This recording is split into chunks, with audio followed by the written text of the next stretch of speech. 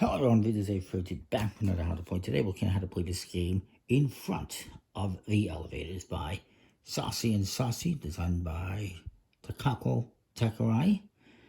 I do enjoy most of their games, at least the ones that I've gotten. This one plays 2 to 4 players. It's 8 and up, about 20 minutes. Pretty straightforward game. You get 49 cards in total. You get 35 of these person cards, persons. And you got the girl, you got the boy, his baby.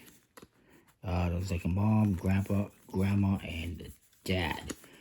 And if you are astute and you're noticing something, you've seen my other Saucy and Saucy games, particularly the one where before the guests arrive, we're trying to clean up the house. This is the same characters, same artwork. Now you have different cards. Each card has different colors on the faces and the backs, and those represent your family. And what you're trying to do in this game is get your family, as much of your family as possible, onto the elevators. And each elevator has a maximum capacity that you can put on there. There's also different sides depending on players. One side for 2 players, one side is for 3 or 4 players, and there's multiple different elevators, so you can change things up from game to game. And score, like you can see, you're going to get ×2 for moms and grandmas on these elevators if you can get them in there. Each player also gets a reference card. With 2 players, you're going to use 2 different cards. With 3 or 4 players, you each just get 1. So let's say we're doing 3 players. So you got 9 elevator cards, 5 family cards, these ones right here, 1 for each color, and the person cards with 5 colors, 7 each on the colors, 35 total. So that is a game. You also get a little score pad and the rules. So yes, you're trying to help get your family on the elevator. What you need to look at is, to important in this card is see what each character kind of does. The girl always jumps in front of the boy jumps in front of mom jumps in front of the dad jumps in front of his grandma, his in-law perhaps. Grandma always goes in front of the grandpa, and the grandpa always goes in front of the girl, and etc, etc. There's different things. Everyone gets the same information.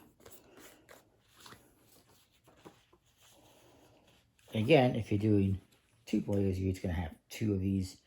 1 if you're doing 3 or 4 players. You're going to set up your elevators, turn them to the appropriate side depending on the player count.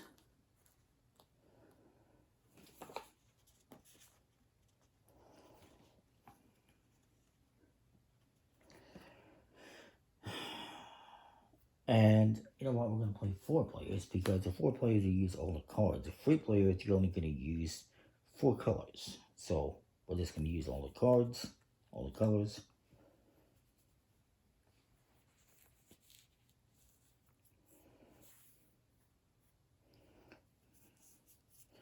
And again, if you're doing 3 players, you're going to have 4 colors, but 1 of them will not belong to anyone.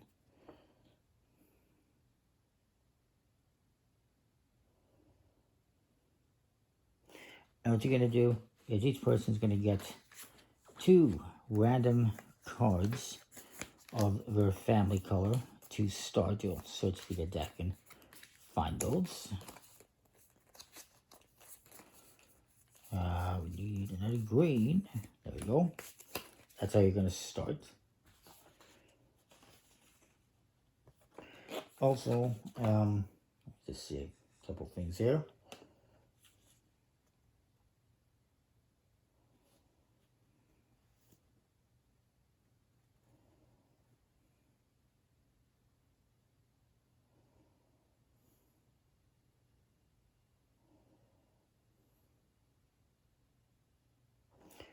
And you're going to put one person in front of each elevator. If a baby shows up, you're going to shuffle that back in the deck. If 3 of the same ones show up, you're going to reshuffle as well and redraw.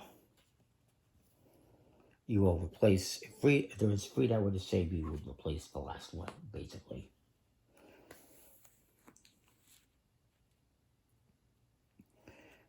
And technically, I guess, elevators are going to be like this. And people in front of them like that. There you go, that's better.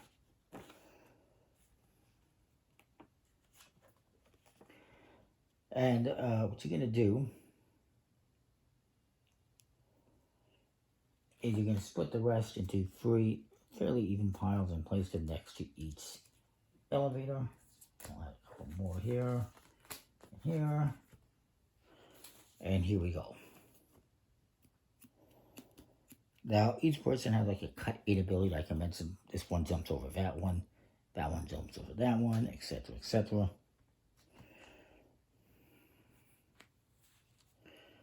So, what you're going to do on your turn, you're going to choose one card from your hand and place it in one of the 3 elevator lines. You generally have to add it to the very rear of the line. And you're going to have either a cut-in ability or lost child ability.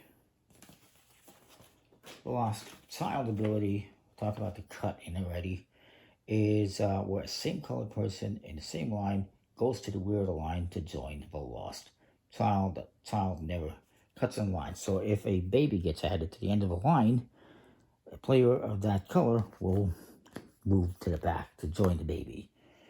Anyways, it's my turn. And it also says on the card exactly what each one does. So I'm going to play the old man. And the old man will jump in front of the little girl. And then, after I play my card, I believe I draw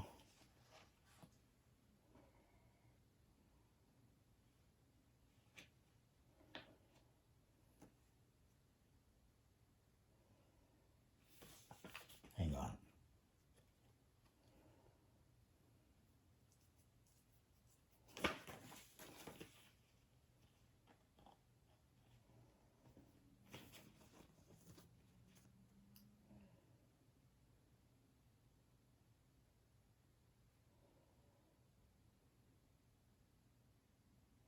Right, and then you're going to refill your hand by drawing a card. Maybe I draw this one, put it into my hand. And the next player is going to go. Let's say this person goes, and they're going to play a card. Maybe they play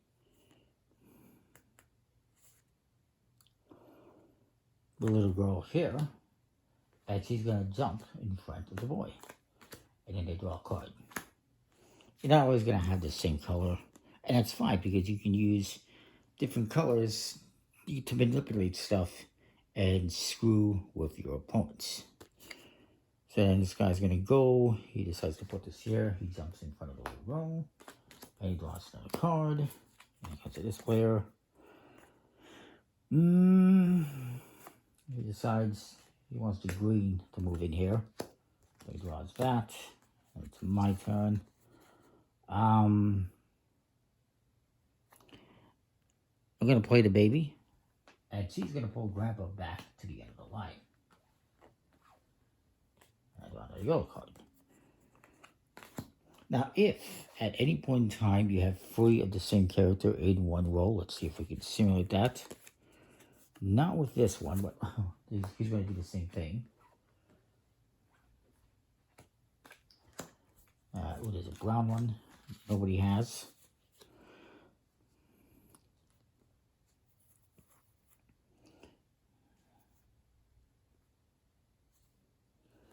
And put that one here. Draw yellow, so that I don't get the yellow. And then we'll play this one. We'll go in front of Grandma. And I will draw a card. And keep going around the table like this. Again, I wanted to simulate something.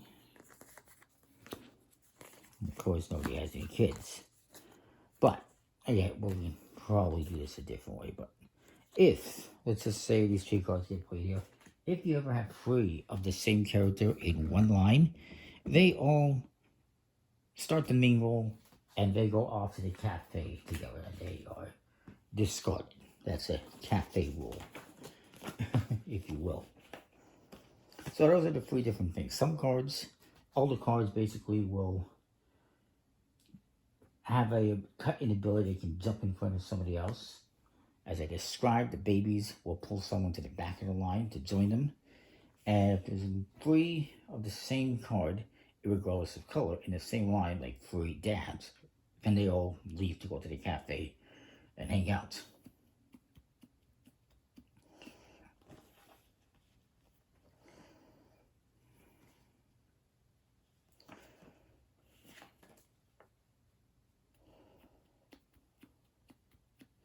Once you keep playing until all three of these decks have run out, then you skip the refilling portion and everyone plays one more card. And then the round will end and you will calculate scores. Everyone's going to have one unplayed character in hand at that turn. And I currently don't have any unplayed characters. So you're going to calculate scores, the elevator points using a score pad. And the way it works is on the bottom here, it says how many people can get in the elevator. And it's also going to have some bonus points on top.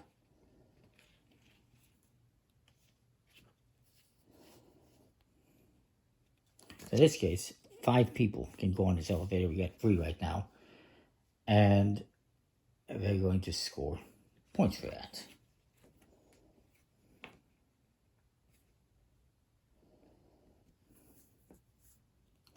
And it's also mentioned that the babies, they score 0 points. They always score 0 points, but they can be counted in there. And so what you're going to do, let's just say we had a couple more people here. A boy and a father. So we got 5 people on this. And they're all going to score points.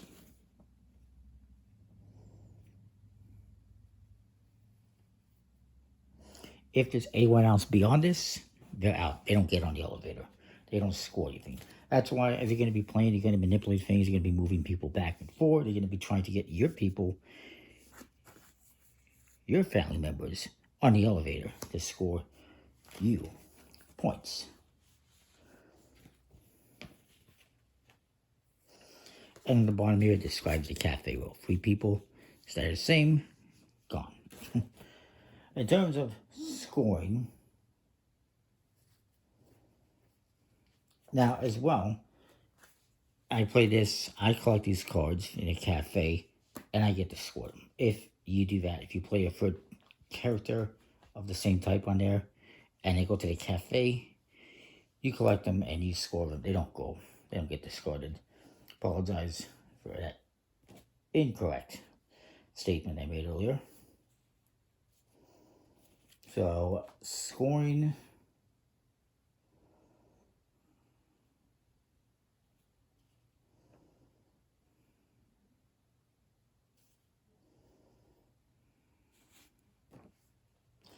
is going to be